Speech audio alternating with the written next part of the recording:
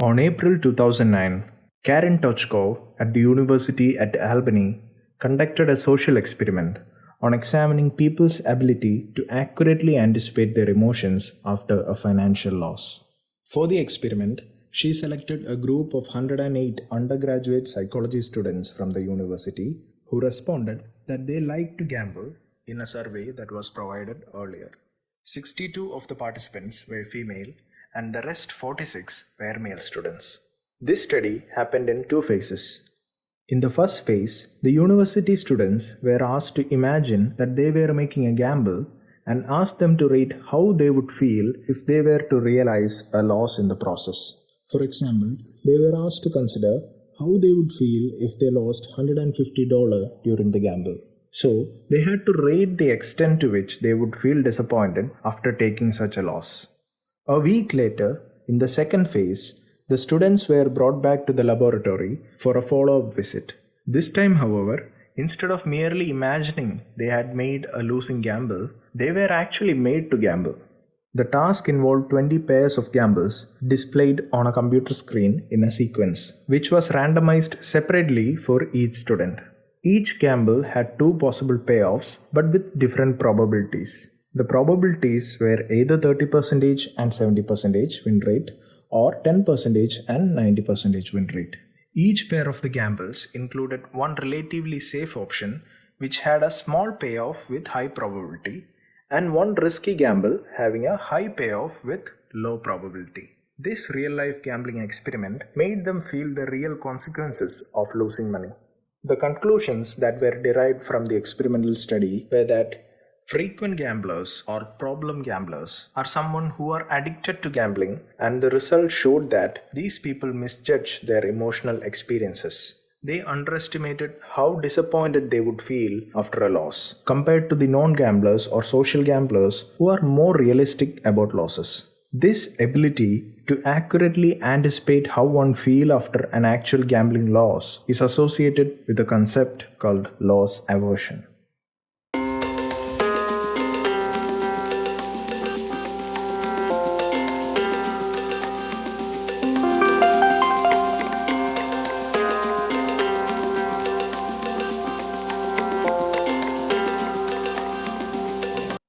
We humans hate losing. Whether it's a game or a position or trading, we can't stand a loss.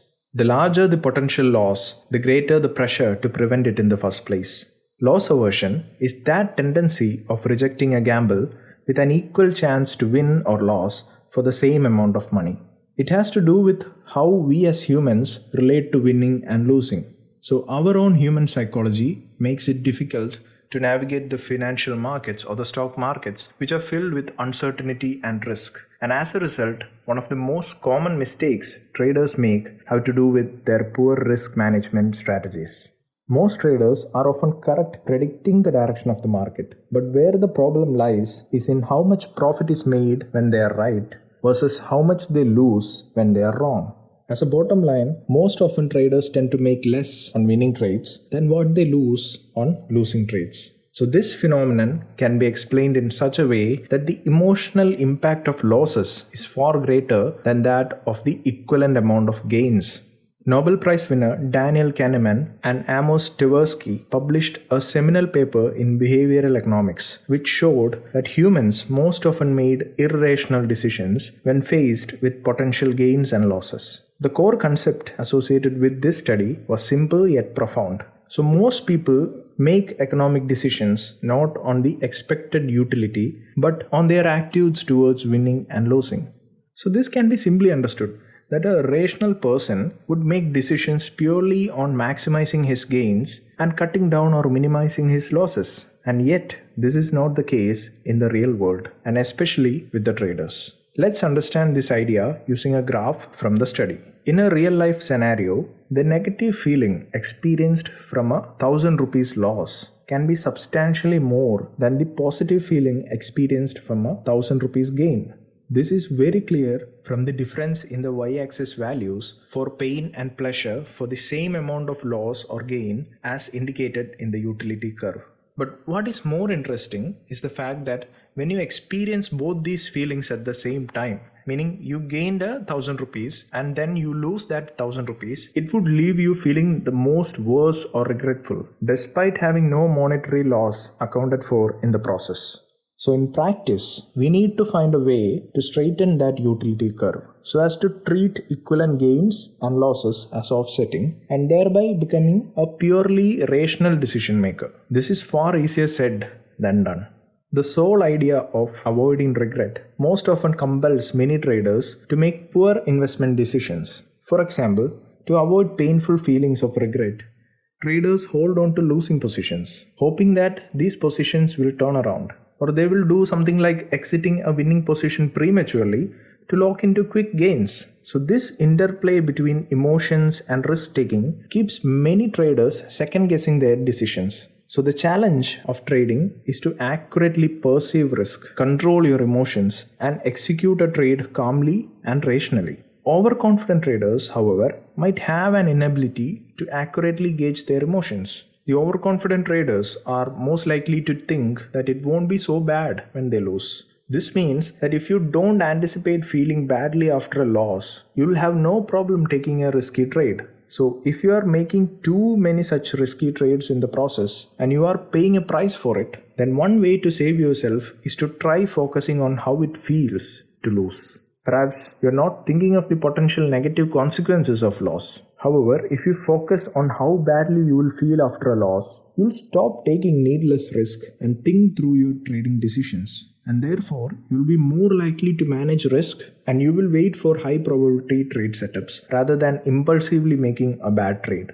There are some ways in which you can systematically avoid your emotions while trading in the market. Your primary goal should be to find trades that give you an edge and present an unsymmetrical risk profile. This means your primary objective is to achieve a robust reward to risk ratio, which is simply the ratio of how much you have at reward if the trade goes right versus how much you lose if you go wrong. Let's say a trader making money on only roughly 50% of his or her trades need to aim for a higher unit of reward to risk, let's say 1.5:1 or even 2:1 or greater. But too many traders get hung up on trying to achieve a higher win percentage, which is quite understandable when you think about the research we looked at earlier regarding loss aversion. But from a logical standpoint, it isn't realistic to expect to be right all the time. Losing is just a part of the process, and this is a fact that as a trader you must get comfortable with. It is more realistic and beneficial to achieve just a 45% win rate but with a 2:1 reward to risk ratio than it is to be right on 65% of your trade but with only a 1:2 reward to risk profile. Let's take an example to prove this. Consider two traders taking 20 trades each. Let us avoid the effects of transaction cost and slippages for this case. The first trader has an accuracy of only 45% but maintains a reward to risk of 2:1, while the second trader has a higher win percentage of 65% but the risk to reward is only 1:2. Over the course of 20 trade samples for each case, you can see clearly how a favorable reward to risk profile coupled with more losers than winners can be more productive than an unfavorable reward to risk profile coupled with a much greater number of winners.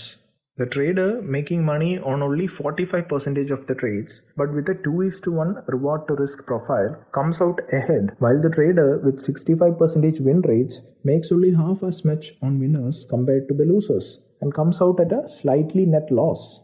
I hope the point is clear. Now, once you have a trading plan that uses a proper reward to risk ratio, the next challenge is to stick to the plan. Remember the fact that it is natural for humans to want to hold on to losses and take profits early, but it makes for bad trading and eventual destruction. So we must at every cost overcome this natural tendency and remove our emotions from trading. So a great way to do this is to set up your trade with a stop loss and entry limit order from the beginning itself. But don't just set them for the sake of setting them or to achieve a specific ratio of reward to risk. You will still have to use your analysis to determine where the most logical prices are to place your stop loss and entry limit orders. Many traders use technical analysis and price action, which allows them to identify points on chart that may invalidate their setup, meaning the analysis has gone wrong and thereby trigger the stop loss. or it may even validate your trade, meaning that it will trigger the entry limit order. Determining your exit positions or targets ahead of time will also ensure you to pursue the proper reward to risk ratio, most likely 1.5:1 or higher from the outset. And the most important thing, once you set them, do not touch them or change them at any cost. So once you make this process a habit, then only you can think about trailing your stop loss to break even when the trade goes in your favor. Managing your risk in this way is part of what many traders call the money management. I hope things are getting clearer, but this is just the beginning. We will continue this journey of mastering our emotions. So if you find this video useful, please do like the video and subscribe to the channel, and do not forget to press the bell icon to enable notifications so that you don't miss out on the upcoming videos.